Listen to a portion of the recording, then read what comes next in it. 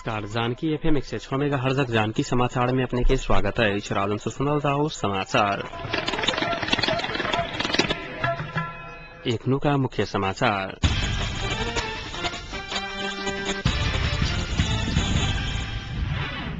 Party से निष्कासित सूचना तथा संचार मंत्री यादव सत्ता के दुरुपयोग करने संस्थापक पक्षक आरोप।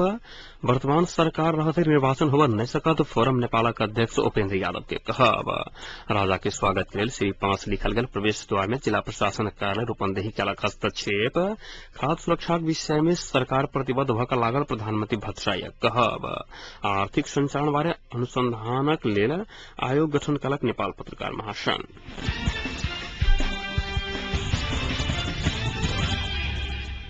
मधेसी जांचकार फोरम गणतांत्रिक के संस्थापन पक्ष पार्टी से निष्कासित सूचना तथा संचार मंत्री राजकिशोर यादव सत्ता के दुरुपयोग का पैसा आ पद के बल में केंद्रीय सदस्य खरीद करके षड्यंत्र में लागल दावी कल।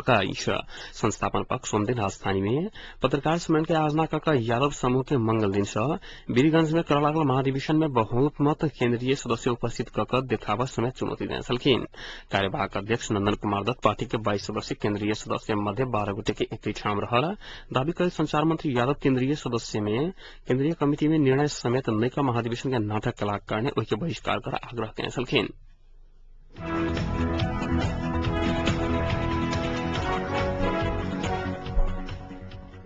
मधेसी जांचकार फोरम नेपालक अध्यक्ष उपेन्द्र यादव वर्तमान सरकार रहते निर्वाचन समेत होब नहीं सकत राजनीतिक संकट के निकास समेत निकल नहीं सकत दावी किया।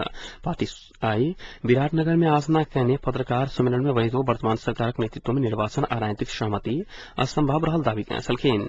संकट निकास के लिए वर्तमान सरकार के बहिर्गमन अनिवार्य रहल अध्यक्ष यादव के कहब छलाइन। सरकार भ्रष्टाचार के संस्थागत कहने राज्य के ध्रुकुटी ब्रह्मलूट मचौने आरोप लगबैत यादव सरकार के जतेक लंबा समय धरि सत्ता में रह दिला बादो देश के बड़का फायदा है तर्क सलखिन।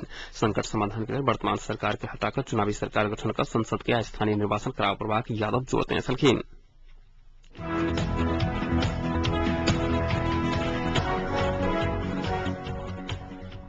नेकपा एमाले के नेता केपी ओली और केंद्रीय सदस्य दिली बहादुर महत के उपचार के लिए पार्टी के तरफ से सहयोग कर 4 सदस्यीय सहयोग समिति गठन किया गया।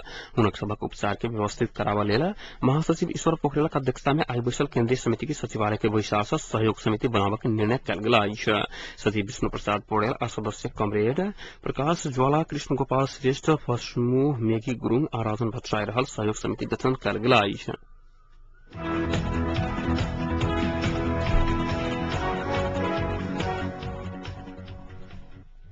पूर्व राजा ज्ञानेन्द्र शाह के स्वागत के लिए निर्माण कल द्वार समय श्री 5 कही का लिखल गेला बाद जिला प्रशासन कार्यालय रूपन्देही हस्तक्षेप करने आई।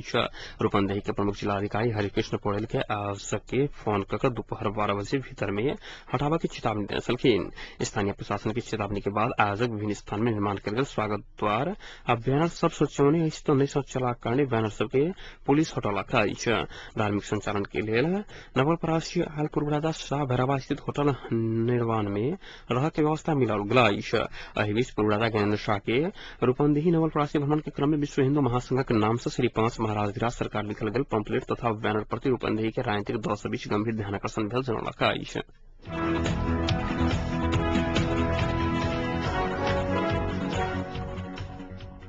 प्रधानमंत्री डॉक्टर बाबूराम भट्टराई खाद्य सुरक्षा के विषय में सरकार प्रतिबद्ध भका लागल बतौने सलखिन। मानव के आधारभूत अधिकार के रूप में खाद्य सुरक्षा प्रलाग करने एक प्रत्याभूति कर सरकार प्रतिबद्ध भका लागल प्रधानमंत्री की कहब छलाइन।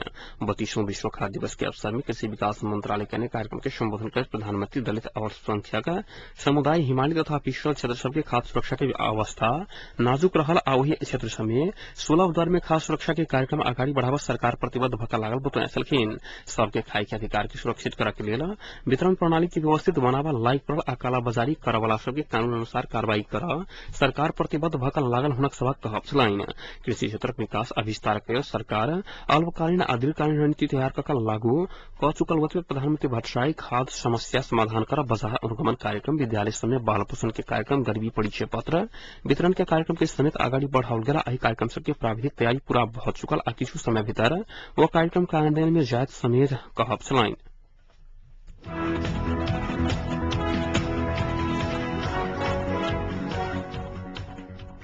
नेपाल पत्रकार महासंघका आर्थिक तथा कार्यक्रम संचालनबारे अनुसन्धान कर आयोग गठन कयल गेल अछि। महासंघ केन्द्रीय कार्य समिति सचिवालय के आइ विशल बैसार पूर्व सभापति सुरेश आचार्य के अध्यक्षता में अधिकार संपन्न आयोग गठन कयल गेल अछि। आयोग में प्रेस चुटाई नेपालक प्रतिनिधि, नेपाल प्रेस यूनियनक प्रतिनिधि, क्रांतिकारी पत्रकार संघक प्रतिनिधि, क्रांतिकारी पत्रकार महासंघक प्रतिनिधि सदस्य रहे के व्यवस्था मिलाओल गेल अछि।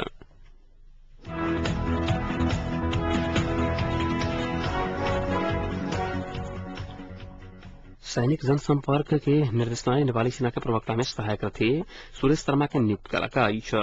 ऐसा पहले प्रवक्ता रामेन्द्र क्षेत्रीय आइ विज्ञप्ति जारी कर शर्मा प्रवक्ता भेल जानकारी देने छलखिन। संगे अपना कार्यकाल में अपना के सहयोग करने वाला संपूर्ण पत्रकार तथा संचार माध्यम के धन्यवाद दैत आभार समेत व्यक्त कयने छलखिन। क्षेत्र के करीब 6 वर्ष सैनिक प्रवक्ता के जिम्मेवारी में रह चुकल छैक।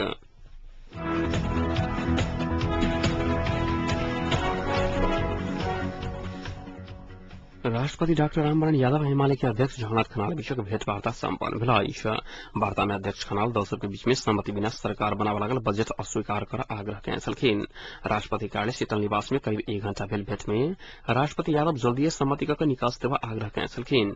दलीय सहमति बिना सरकार बजट लाबा नहि सकलाक कारणे सरकार लाबा लागल बजट स्वीकार नहि कर खनाल आग्रह कयने छलखिन। सहमति नहि क बजट लाबा के संवैधानिक व्यवस्था नहि भेलाक कारण बजट अस्वीकार कर आग्रह कयने भेटक बाद अध्यक्ष खनाल जानकारी देने छलखिन। भेंट में राष्ट्रपति यादव तिहार से पहिने सहमति के लिए पहल शुरू करे के खनाल के आग्रह कयने छलखिन। अपने दल सबके सहमति बिना कोनो डेंग नहीं बढ़ावा राष्ट्रपति यादव के कहब छलनि।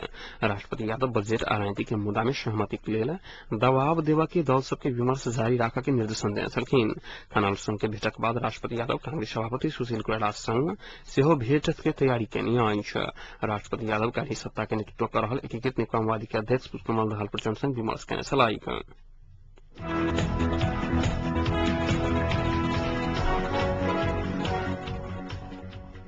नेपालक प्रसिद्ध नाटककार एवं प्राध्यापक डाक्टर अभी सुवेदी कहलनि जे मिथिला सभ्यता आ संस्कृति के धरोहर रहलाक बादो विभिन्न कारणवश मैथिली साहित्यक विकास के लेल पैघ संघर्षक सामना करि रहल अछि।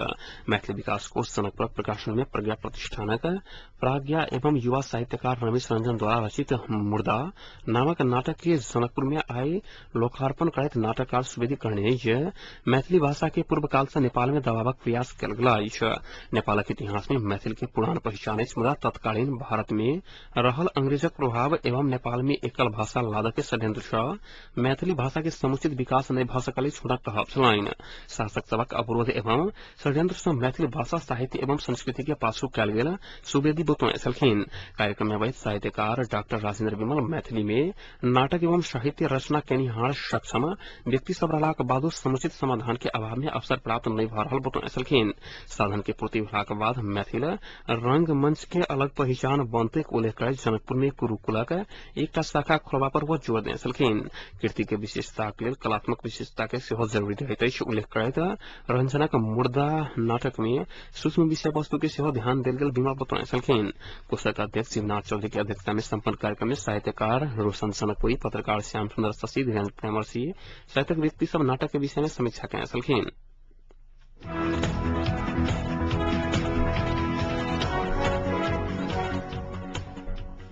सत्ता गठबंधन दल सबके बैसार से सहमति का अघन भीतर बजट लावा प्रधानमंत्री डॉक्टर बाबूराम भट्टराय के आग्रह कयलका अछि। बैसार विपक्षी दल सब संग विमर्श का अघन भीतर बजट लावा प्रधानमंत्री भट्टराय के आग्रह कयने छलखिन। प्रधानमंत्री निवास बालुआटार में बैसल गठबंधन के बैसार में सरकार बजटक लेल कयने तैयारी बजट के आकारक विषय में अर्थमंत्री वर्षमान पुन देने स्पष्टोक्ति आ बजट में सत्ता गठबंधन दल सबके सुझाव मांग के स्वास्थ्य मंत्री राजेन्द्र महतो जानकारी देने छलखिन। बैसार से देश के अन्य के बंदी में राखन नहीं मिलत कहैत सहमति के लिए विपक्षी दल संग वार्ता कर की जिम्मेवारी प्रधानमंत्री के दिलक अछि।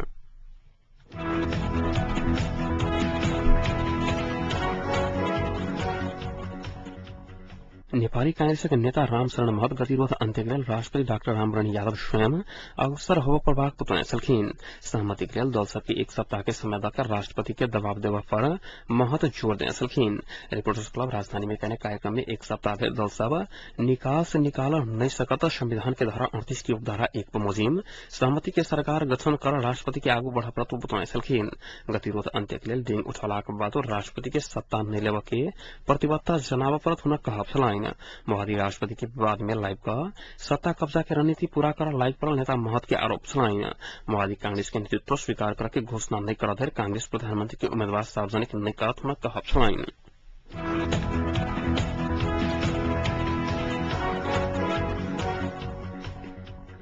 सर्लाहिक लालबंदी में आइस 10 दिनक तिहार रमणीय मेला 2069 शुरू भ रहा है। पब्लिक यूथ क्लब लालबंदी ई लाइब्रेरी स्थापना के लिए मेला के आयोजन कर लागल है। लालबंदी 5 में रहल खेल मैदान में संचालन होने वाला मेला में दैनिक राष्ट्रीय स्तर के कलाकार सब सांगीतिक प्रस्तुति के संग मनोरंजनात्मक खेल तथा प्रदर्शनी रहत क्लबक अध्यक्ष उच्च कैलखिन। 15 लाख से बेसी खर्च लगाकर लगाओल गेल मेला में स्थानीय स्तर के उत्पादन तथा स्थानीय कलाकार के सेहो प्रवर्धन आ प्रोत्साहन कयल जात आयोजक यूथ क्लब जनौलक अछि।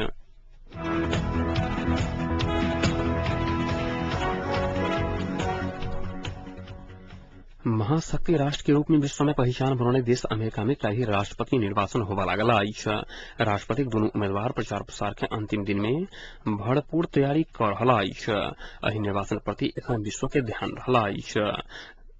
वर्तमान राष्ट्रपति एवं डेमोक्रेटिक पार्टी के उम्मीदवार बराक ओबामा आई न्यू हैम्पशायर फ्लोरिडा में कार्यक्रम कयलक अछि तऽ वो आई राज्य आ कोलोराडो में सेहो कार्यक्रम कयलक अछि। तहिना रिपब्लिकन पार्टी के उम्मीदवार मिट रोमनी पेंसिल्वेनिया में व्यस्त रहला अछि। निर्वाचन में पहले कयल गेल सर्वेक्षण में सेहो दू उम्मीदवार बीच बहुमत मत अंतर नहीं देखाओल गेला कारणे ई निर्वाचन विश्व के उत्सुकता के विषय बनल अछि। बहुत व्यक्ति सब एखनो कोन उम्मीदवार के वोट दी कहि दोधार में रहला कारणे अंतिम दिन दोनों उम्मीदवार पैघ संख्या में रहल मतदाता सब संग आकर्षित करके प्रयास में लागल बीबीसी जनौलक अछि।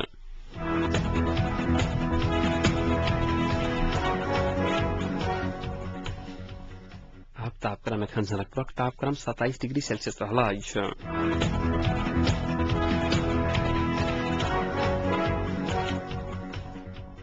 प्रमुख समाचार अंत में पुनः एक बेर फिर से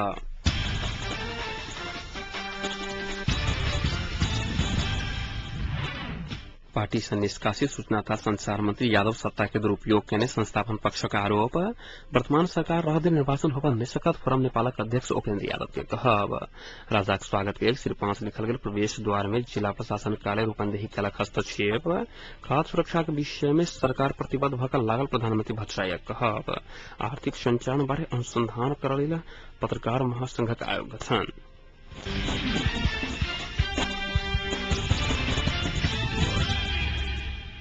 एक संग एक नुका जानकी समाचार ये संपन्न होते पुनः 9:55 में जानकी समाचारक संग उपस्थित रहबेटा करब। ताबे के लिए सुनते जानकी FM 106 मेगाहर्ट्ज। नमस्कार।